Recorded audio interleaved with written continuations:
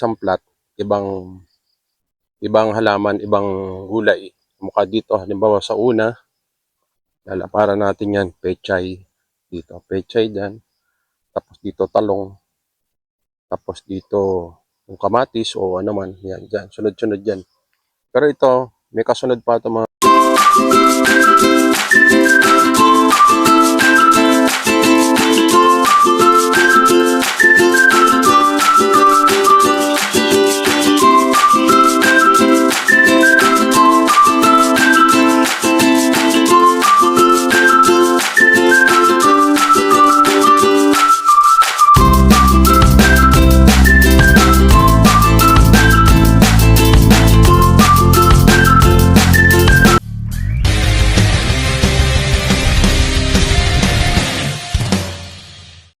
So ayan mga kabrad, isang napakagandang hapon sa atin lahat mga kabrad.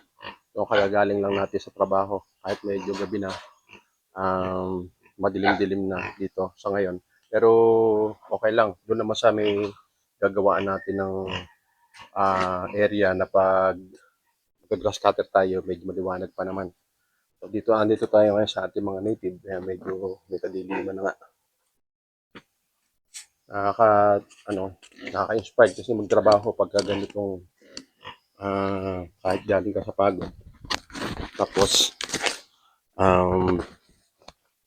nakikita mo yung mga pinaghirapan mo nag-i-improve, sabi niya. Kaya okay lang, nakaka-inspired. Tapos nga pala, check natin itong ating si Tisay. Kumusta ka na, Tisay? Eto na yung mga anak ni Tisay. Yan.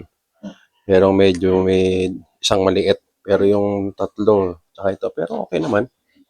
Medyo talaga maliit yung isa. Ayan. Pero yung tatlo naman, ang ganda. Ito si Tisay.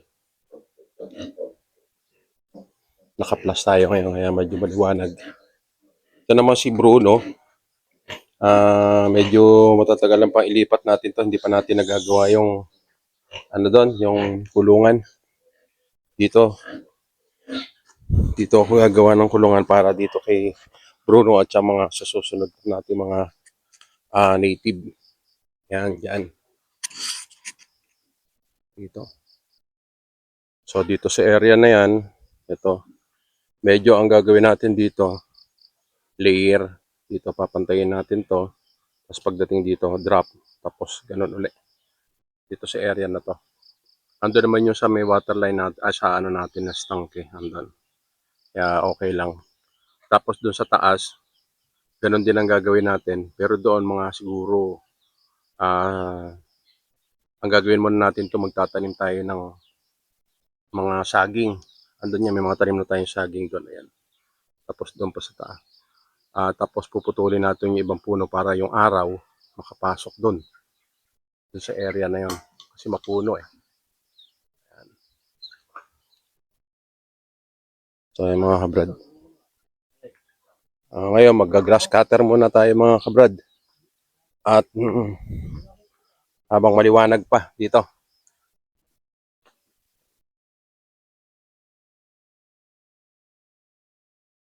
Ito, kung titingnan nyo sa camera, maliwanag. Pero makulimlim na rito sa area na to.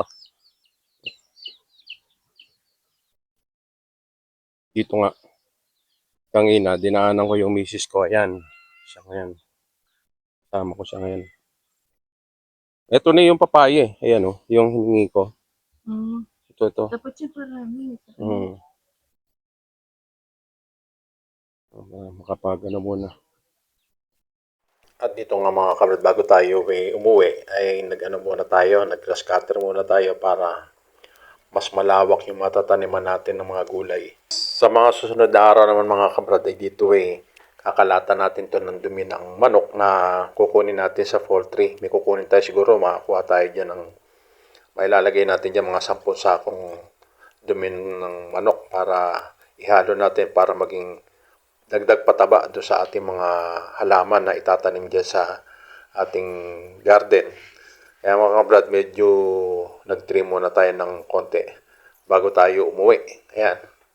Kahit pagod sa trabaho, mga kabrad, okay lang. Basta nakikita mo may improvement na yung mga ating pinundar. Yan. Ayan. Ito lang yung na-grass cutter natin. Meron pa ron sa ano. Ayun. Tapos yung dito pa sa area na yan, susunod natin. Ito naman. Para malinis din yung sa may sitaw natin. Tapos ito naman mga kabrad yung lupa na ginagawa namin na plot ngayon. Pinaano ko kay Joel. Ayan. Meron na tayong bali 3 plot. Pero ito ayusin pa natin to. Ayan. Isa, dalawa, tatlo. Tapos yun nga yung meron tayong inuumpisahan pa doon. Siguro dito magkakaroon tayo dito ng 1, 2, 3, 4, 5, 6, 7, 8. Mga siyam na plot dito. Tapos pera pa dito sa may area na yan. Dito. Dito ang tatanim natin dito. Assorted. Kada isang plot, ibang halaman, ibang gulay. Mukha dito, halimbawa sa una, lalaparan natin yan, pechay. Dito, pechay dyan. Tapos dito talong. Tapos dito yung kamatis o ano man. Yan, dyan. Sunod-sunod dyan. Pero ito, may kasunod pa ito mga kabrad. Yan, yung ginawa lang natin muna dito, ilagyan muna natin ng plat. At tapos, sa susunod na araw, hihingi tayo ng dumi ng ano, ng manok sa poultry na meron tayong makukuhaan doon. Siguro kahit mga 10 sako. Ngayon, isasabog natin dyan para magsilbing pataba ng ating mga halaman. Ayan. So, nakakatuwa lang mga kabrad pag ganito. Kahit pagod ka sa trabaho, kahit malayo. Ito nga, napakalayo ng biyahe. Siguro, kung ano yun mo, mabilis ang takbo mo. Mga medyo ora din ang takbo. Papunta rito, galing doon sa trabaho. Pero, hindi alintana yung pagod.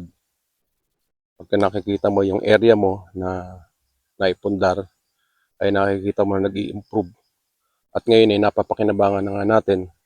Unang-una may mga alaga tayong manok na baboy, tsaka bibe na mga nabisa at tsaka nanganak na rin yung baboy nating dalawa.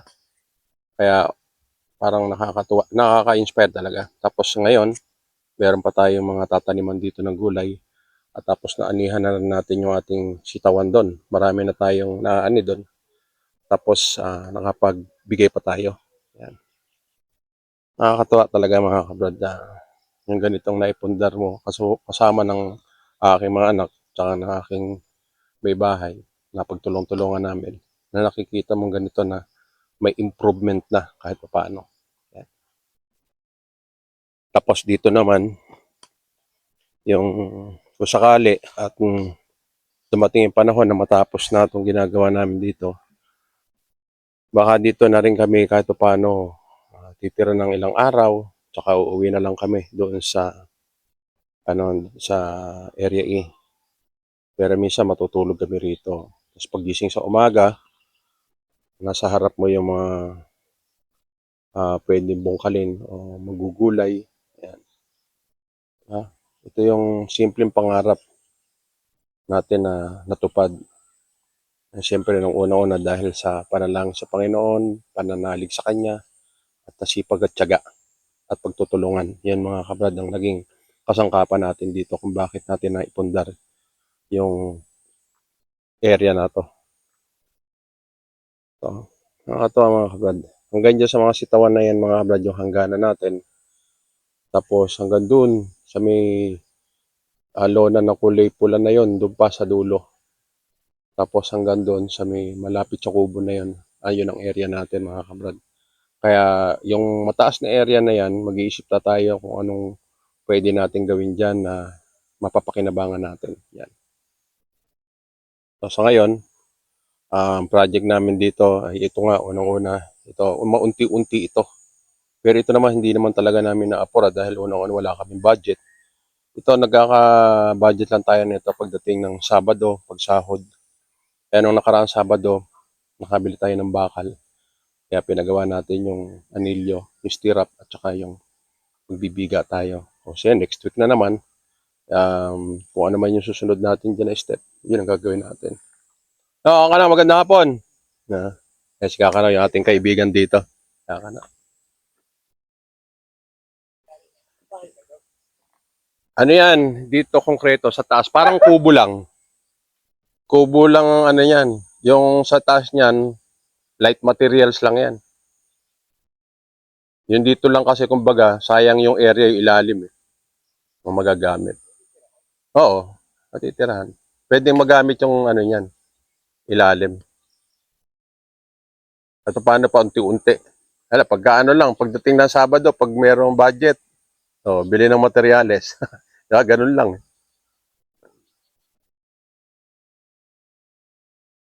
Sa galing nan. So, ayan niya, mga kabrad, yung ating kaibigan dito si Kaka. Namita siya ng okra. Yun yung nagbigay din sa amin ng ano dati, yung mga sitaw na noong una. Ayan. Eh, dahil meron na rin tayong sitaw at saka okra, yun na tayo nangihingi, di ba? Ayan o. Ito naman mga kabrad yung ating okra ngayon. Ayan. Ang dami nang napitas dito. Ayan. Tapos yung sitaw natin doon. Kaya lang, siyempre, hindi dito talaga nakatanim yan. Iba ang nakatanim talaga dito. Yung kamukha niya, Madre de Agua. Puro Madre de Agua yan hanggang doon, diretso doon. Doon tayo magtatanim ng okra, isang layer. Ayan. Ayan mga kabrad yung sa puno na yan. Andun yung ginagawa nating kubo. Ayan. So ngayon mga kabrad. So ayan, dahil hapon na. Talagang hindi na mapigil ang pagdilim. Sabi nga. Pero kung titingnan mo, maliwanag. Maliwanag siya. Pero madilim na rito. Maraming nakuliglig. So ayan mga brad, muli maraming salamat po sa atin lahat. God bless po.